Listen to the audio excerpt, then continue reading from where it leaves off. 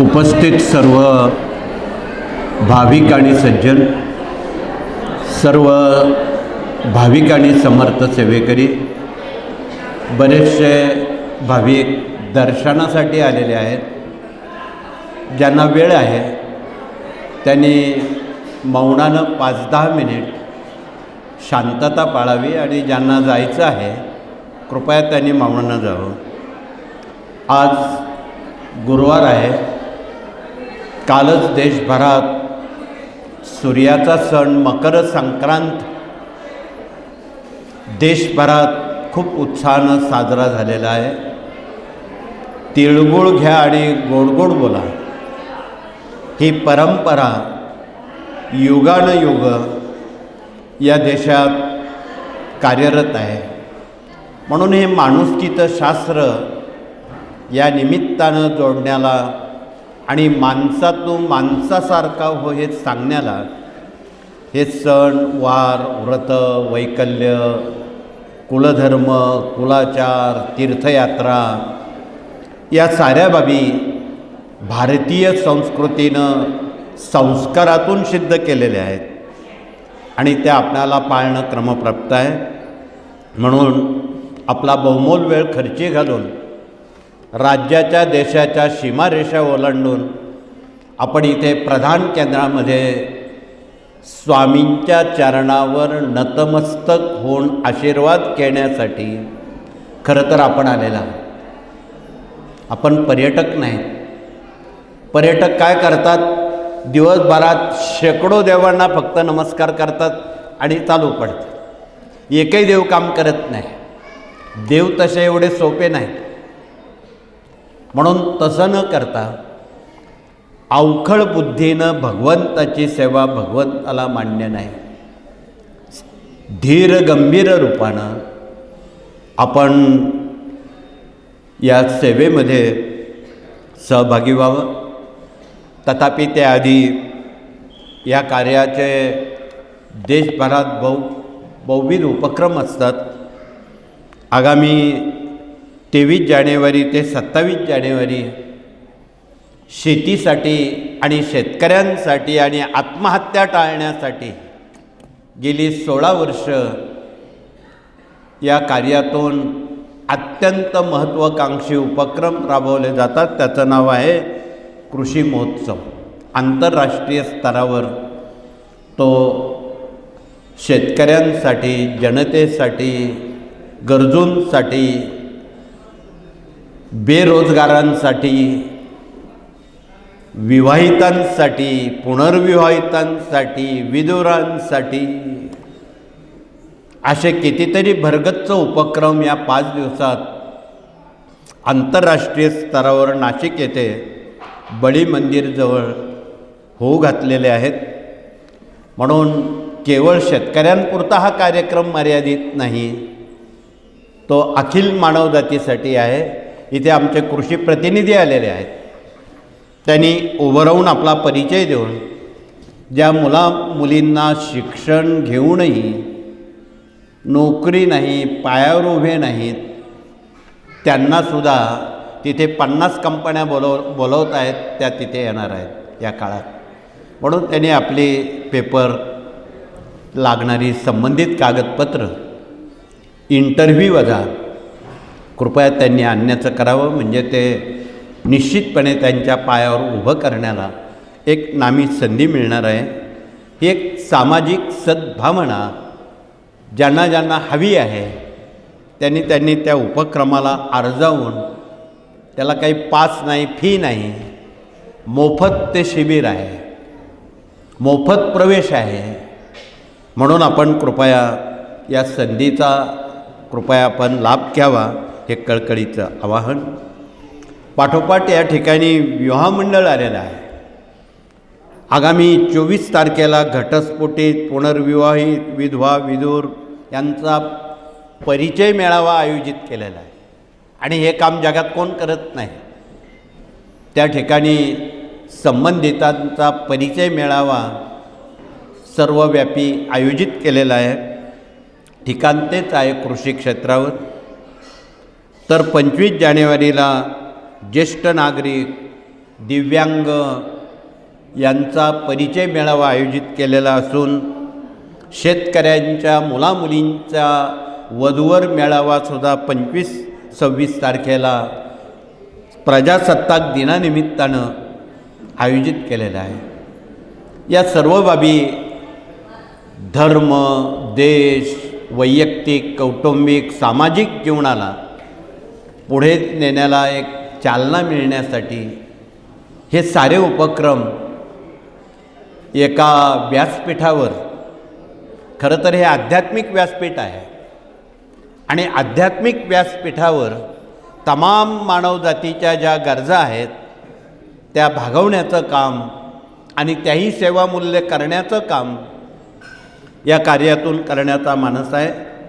तथापि इथे हे विवाह मंडळ उभं आहे, ज्यांच्या मुलामुलींची विवाह कर्तव्य आहे, त्यांनी थोडा वेळ आमच्या प्रतिनिधींजवळ बसावं, विचारपूस करावी, असतील पत्रिका, असतील तरी माहिती तर त्यांच्याकडे द्यावी, विवाहाची नोंद करावी, संवाद संपर्क साधावा. कारण हे उभं असणारं जे विवाह मंडळ आहे यांच्याकडे आत्ता सुमारे 1.5 लाख महाराष्ट्र राज्याच्या 36 जिल्ह्यातून 1.5 लाखावर नाव नोंदणी आलेली आहे वधू आणि वरांची.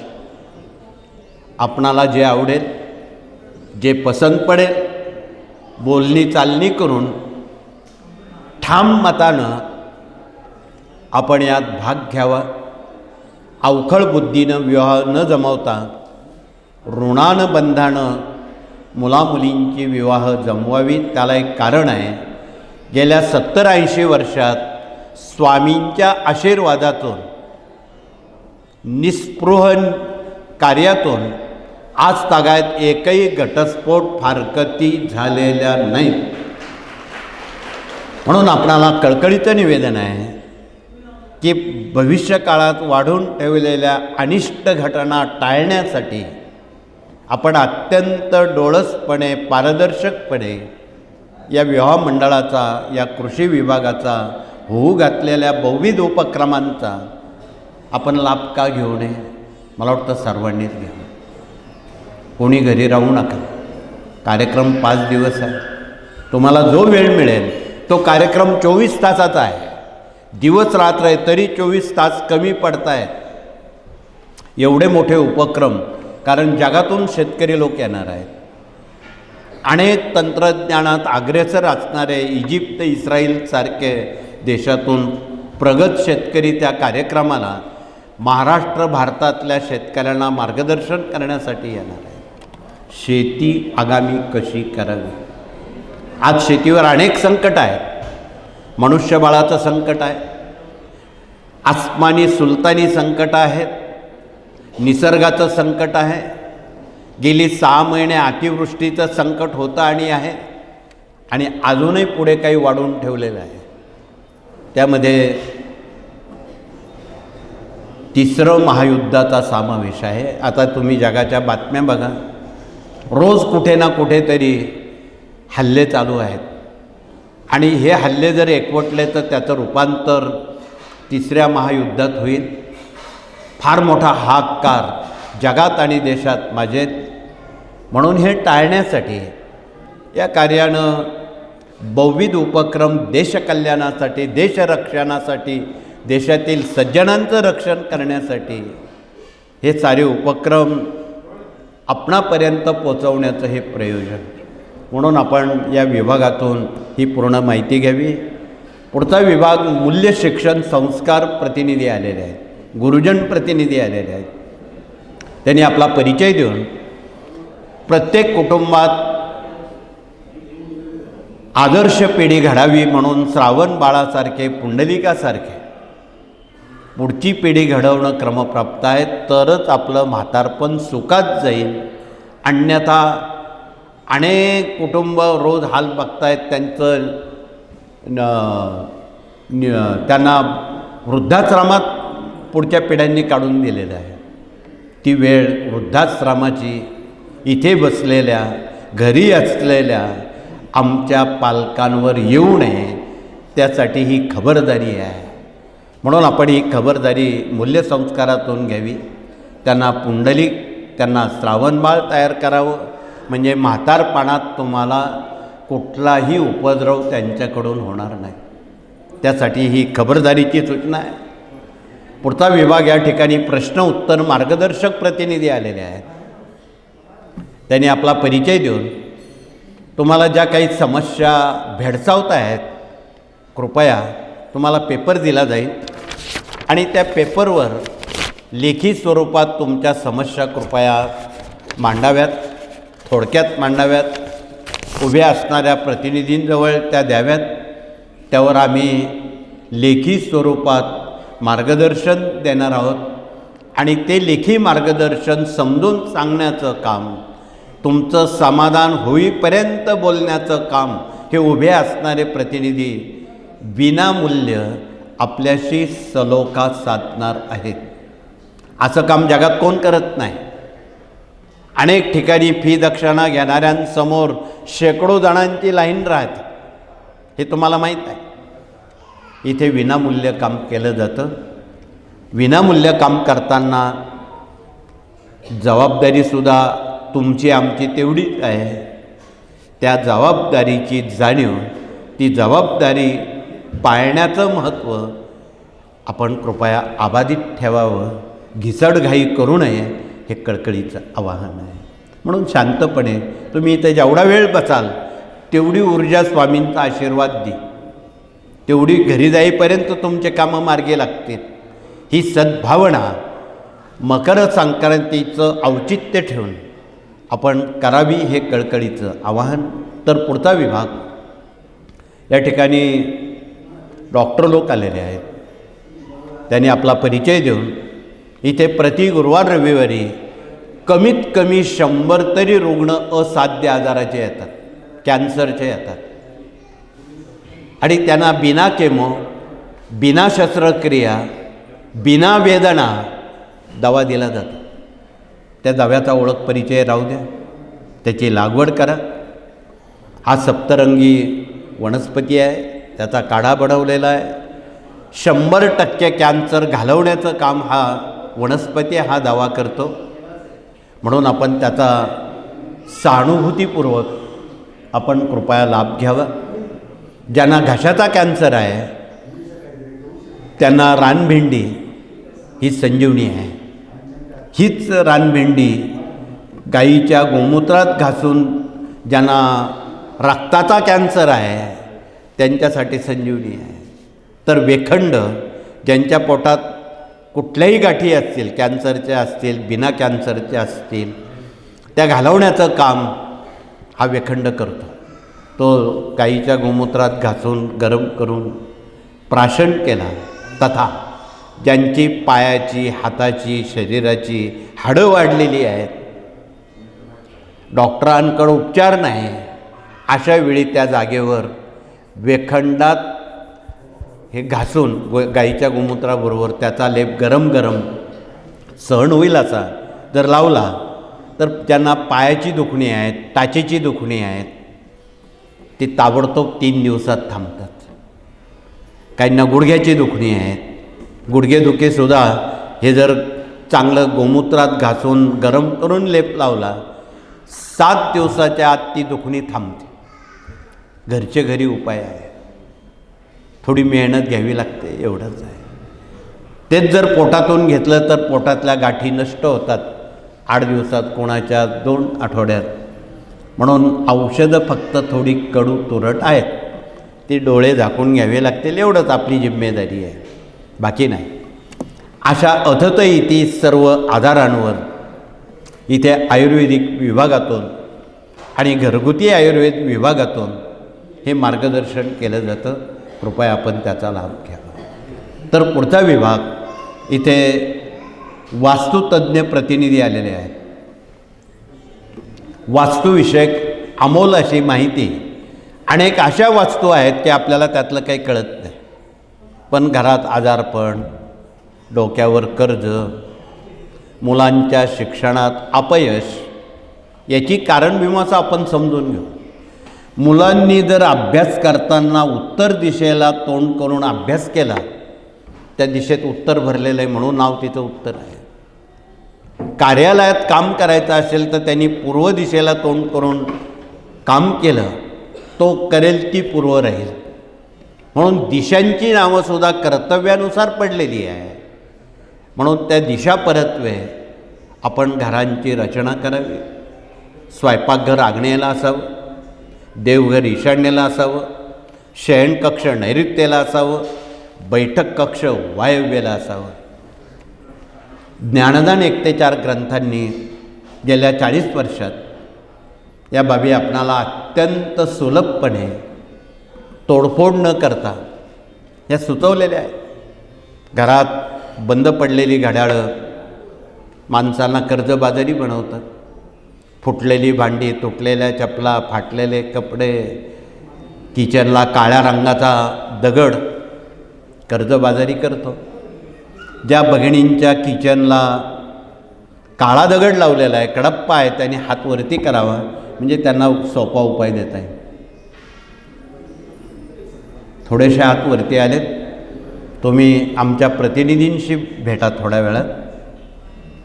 जो पिरॅमिडला पांढरा रंग आहे किंवा पिवळा आहे, त्याला पिवळा किंवा पांढरा ऑइल पेंट जर दिला, त्याचा रंग बदलवला, ती 7:30 थांबते, ती दुखणी थांबतात.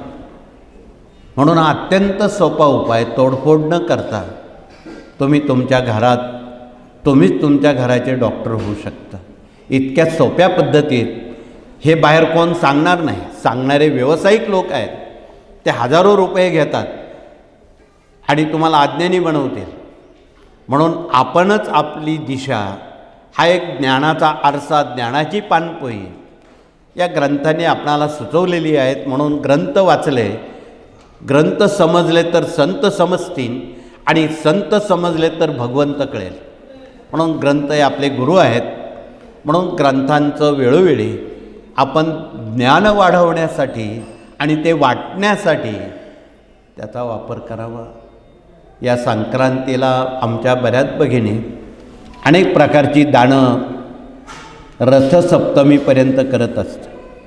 पण दान असं करावं, प्रत्येकाचं ज्ञान वाढेल, ज्ञानात भर पडेल असं दान करावं. त्या प्लॅस्टिकच्या वस्तू किंवा काही ज्या वस्तू आहेत त्या क्षणात नष्ट होणाऱ्या आहेत, त्या न करता ज्ञानाच्या पानपोईत आपल्याला कशी ज्ञानात भर टाकता येईल असंच ज्ञान दान आपण करावं. हे कळकळीचं आव्हान सर्व विभागाला आहे. तर पुढचा विभाग या ठिकाणी कायदेशीर सल्लागार म्हणून आमचे वकील न्यायमूर्ती आलेले आहेत. त्यांनी आपला परिचय देऊन या विभागाशी आपण जोडलं जावं. त्यानंतर प्रशासकीय कामकाज आणि प्रशिक्षण प्रतिनिधींसवेत अन्य प्रतिनिधी आलेले आहेत.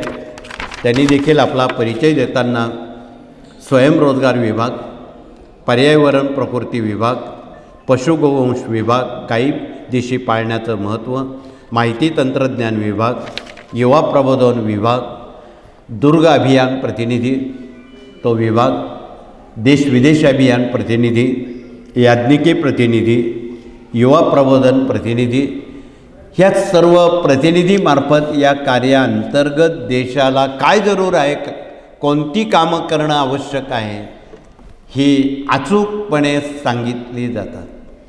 आता इथे याज्ञिकी ध्वज आणि भूकंपरोधक यंत्राचा ओळख परिचय करून देत आहे. हे भूकंप यंत्र आहे आणि आगामी काही भूकंप ठरलेले आहेत या 26 सालात मोठे, त्याची तीव्रता घालवण्याचं काम हे भूकंप यंत्र करणार आहे. जे 8 रिश्टर होतील ते 1 वर भागेल. वित्त मानवहानी टाळण्यासाठी त्याचा कृपया आपण वापर करा. तर आगामी येणारी सुनामी आहे ती थांबवण्याचं काम हा मारुती ध्वज करतो. मारुती हे वायुपुत्र आहेत. कोणतंही वादळ असेल ते मारुतीशिवाय थांबलं जात नाही. म्हणून गावाच्या विशीवर पूर्वजांनी मारुती रायाची स्थापना यासाठीच केलेली आहे. गावात शांतता, समाधान, सौख्य नांदावं, टिकावं. म्हणून मारुती मंदिरात किंवा सेवा केंद्रात हा जर ध्वज लावला आणि या खाली बसून मारुती स्तोत्र, लांगुल अस्त्र, हनुमान चालिसा किंवा हनुमानाच्या कुठल्याही सेवा, कुठलीही स्तोत्र त्या खाली बसून जर वाचले, मोजून 3 मिनिटात वादळ थांबतं. एवढं सामर्थ्य हनुमंताचं आहे. म्हणून आपण ही न कळत देशाला आपत्तीपासून रक्षण करण्याचं सामर्थ्य ज्या दैवतात आहे, ती सेवा आपण कृपया लहान मुलांपासून तर वयोवृद्धांपर्यंत आपण सर्वांनी त्यात, आबालवृद्ध माता भगिनींनी त्यात भाग घ्यावा, हे कळकळीचं आवाहन. तर शेवटचा विभाग मराठी अस्मिता आणि भारतीय संस्कृती आमच्या माता भगिनींनी जिवंत आणि समृद्ध केलेला विभाग आहे. तो आपणाला अजून नव्या पिढ्यांच्या हाती द्यायचा आहे. कॉन्व्हेंटमध्ये शिकणाऱ्या नव्या पिढ्यांना संस्कृतीविषयी विसर पडलेला आहे आणि तो जागृत ठेवण्यासाठी, पुढे नेण्यासाठी वर्षभरात येणारे सण, वार, व्रत, वैकल्य, कुलधर्म, कुलाचार, देवी, गोत्र, खंडोबा याचं महत्त्व शाळेत कोण सांगणार नाही, हे तुम्हालाच सांगावं लागणार आहे. म्हणून ही अमोल अशी दुर्मिळ माहिती पुढील पिढ्यांपर्यंत पोचवण्याचं पोस्टमनचं काम आपणा सर्वांना करायचं आहे. म्हणून हा मराठी ग्रंथ आहे अस्मितेचं. त्याच्या प्रत्येक पानावर 360 दिवसात वर्षाच्या येणारे सर्व सण आहेत, ते का करावेत? आपण काल संक्रांतीला ती 5 बोळकी का ठेवली? शाकंभरी नवरात्र नुकतंच संपन्न झालेलं आहे. त्या मागचा वैज्ञानिक हेतू या उद्देशानं आपल्या पूर्वजांनी केलेलं आहे. म्हणून आपण हे सर्व जाणीवपूर्वक, सहानुभूतीपूर्वक समजून घ्यावं, सांगावं. आणि आज भगिनींनी येता येता मनात 2 प्रश्न आणलेले आहेत. त्याची उकल करताना तुम्हाला लिहून देण्याची जरूर नाही, तुमच्या पोटात ते आमच्या पोटात आहे. काही भगिनींनी आपल्या कुटुंबात व्यसनाधीन जे सदस्य आहेत, त्यांची व्यसनं घालवण्यासाठी आम्ही काय करावं, हा प्रश्न विचारणार आहेत. त्यांच्यासाठी उत्तर आहे, इथे रुद्रयंत्र तथा शंकराची पिंड आहे.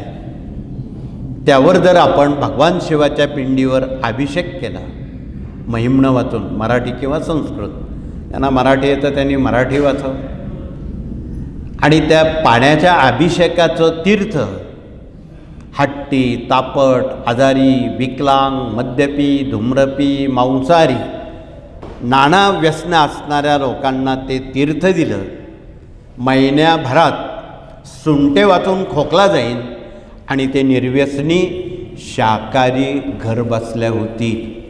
कुठेही तुम्हाला बुवाबाबांकडे जायची जरूर नाही. एवढी सोपी माहिती आमच्या भगिनी तुम्हाला दिवसभरासाठी सांगणार आहेत. वेळ त्यासाठी फक्त 24 तासातला अर्धा तास पुरेसा आहे. तुम्ही अर्धा तास चांगल्या कामासाठी जरूर देऊ शकता. म्हणून आपणाला कळकळीचं सांगणं आहे. दुसरा प्रश्न आहे डोक्यावर वाढणारं कर्ज. उत्तर आहे, त्याचं नाव आहे श्रीयंत्र. हे श्रीयंत्र आहे. इथे बसलेल्या बऱ्याच भगिनी श्रीयंत्राच्या अभ्यासक, प्रचारक, उपासक आणि अभ्यासक आहेत. आणि गेल्या 30-40 वर्षामध्ये या श्रीयंत्रानं एवढी क्रांती केली, आत्महत्या करणारे, अगदी जीवावर बेतणारे अनेक प्रसंग कर्जमुक्त, दुःखमुक्त करण्याचं काम श्रीयंत्रानं केलेलं आहे. म्हणून श्रीयंत्र हे लक्ष्मीनारायणांचं असं नाही. आमच्या साऱ्या भगिनी रोज श्रीयंत्राचं पूजन करतात. विष्णू गायत्री, लक्ष्मी गायत्री, कुबेर मंत्र, व्यंकटेश स्तोत्र आणि श्रीसूक्ताचं पठण केल्यानं त्यांना समृद्धता लाभते, शांतता लाभते आणि एक वाटीभर शेऱ्याचा प्रसाद म्हणून प्रतिपौर्णिमेला त्या स्वतः सत्यनारायण करतात. इथे सत्यनारायणाची पोथी आहे. तथापि इथे बसलेल्या ज्या आमच्या भगिनी आहेत, ज्या प्रतिपौर्णिमेला स्वतः सत्यनारायण करतात, त्यांनी हातवरती करावे. धन्यवाद. बरेच हात वरती आलेत. परंतु ज्यांचे हात वरती नाही त्यांना कोण सांगेल. म्हणून हात वरती केलेल्या भगिनींनी त्या भगिनींशी संवाद साधावा चांगल्या पद्धतीत की तुम्ही ही श्रीयंत्राची सेवा रोज करा. तुमचं डोक्यावरचं कर्ज खांद्यावर येईल, खांद्यावरचं कर्ज हळूहळू पूर्ण निपटलं जाईल. ह्या सेवेची आपण कास धरा, याचा अभ्यास व्हा. एवढं जरी आपण सांगितलं गंगेत घोडं नाही, त्याआधी आपणाला सेवेकरी व्हावं लागेल. आमच्या गुरुजींनी सांगितलं की ज्यांना सेवेकरी व्हायचं आहे त्यांनी हात वरती करा. मागाशी बरेच हात वरती आले, तथापि त्यांनी खालील पथ्य पाळावी, शाकाहारी राहावं. हे स्वामी चरित्र दाखवत आहे, त्याचे रोज 3 अध्याय क्रमशः वाचावेत. म्हणजे 7 दिवसात 21 अध्याय वाचले जातात. रोज तुळशीच्या माळेवर आपण शेवटी हिंदू आहोत, 11 माळा जप श्री स्वामी समर्थ करावा. ज्यांना जप करायला वेळ नाही त्यांनी दिवसभरात एका वहीवर फावल्या वेळेत यथाशक्ती श्री स्वामी समर्थ जप करून वर्षाच्या आत 12 लक्ष जप पूर्ण केला, त्याला आयुष्यात कुठलेही प्रश्न विचारायची जरूर नाही. हे कळकळीचं निवेदन आहे. इथे आमच्या अनेक लोकांनी आता लेखणी चालू केलेली आहे, त्यांना तशा अनुभूती येत आहेत. पुण्या मुंबईसारख्या गडबडीत काम करणाऱ्या लोकांनी सुद्धा रात्री फावल्या वेळेत जपाचं प्रयोजन केलेले, त्यांचे 6 लक्ष जप पूर्ण झालेले आहेत आणि 50% प्रश्न त्यांचे त्यातून मिटलेले आहेत. काही न करता, कुठेही न जात. जे साक्षर लोक आहेत त्यांना ही नामी संधी आहे. ज्यांना लिहिता वाचता येत नाही त्यांनी जपाचं प्रयोजन करावं. जप करायला काही शिक्षण लागत नाही. त्यांनी 1 माळापासून तर 100 माळापर्यंत ते जप यथाशक्ती करू शकतात. जेवढा शक्य आहे जेवढा वेळ आहे तेवढ्यावर मिळालेली मनशांती, मिळालेलं अध्यात्म ते पुढच्या पिढीसाठी फार मोठी एक संपत्ती आहे असं म्हणायला अतिशयोक्ती नाही. म्हणून या सर्व बाबी आपल्या कुटुंबासाठी, देशासाठी, धर्मासाठी, सज्जनासाठी नकळत तुम्ही धर्माची, देशाची सेवा तुमच्या हातून घडणार आहे.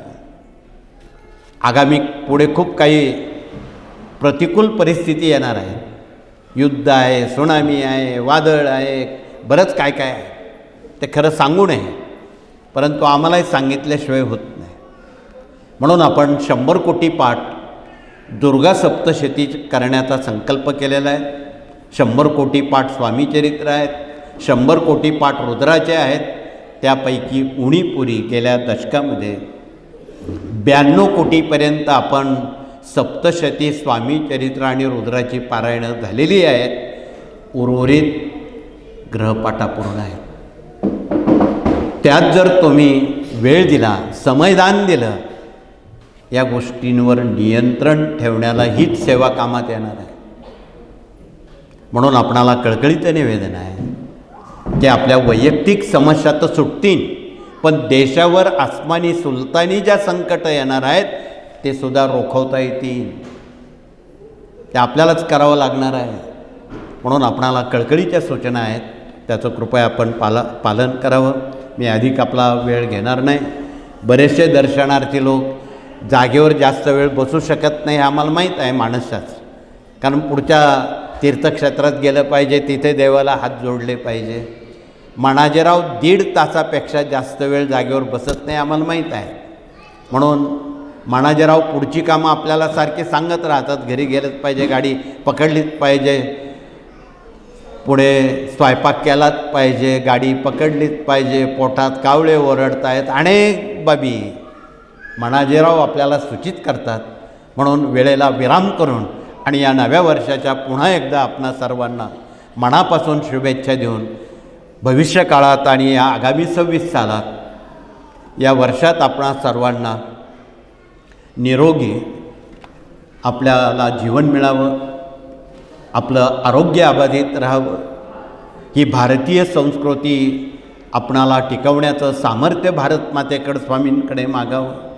म्हणून आपणाला सुख समाधान सौख्य मिळावं अशी अपेक्षा व्यक्त करून आणि स्वामी महाराजांना आपण शरण जाऊन आपण आपल्या हातून महिन्याकाठी 10 तरी कुटुंब सेवेकरी घडण्याची स्वामींना विनंती करावी.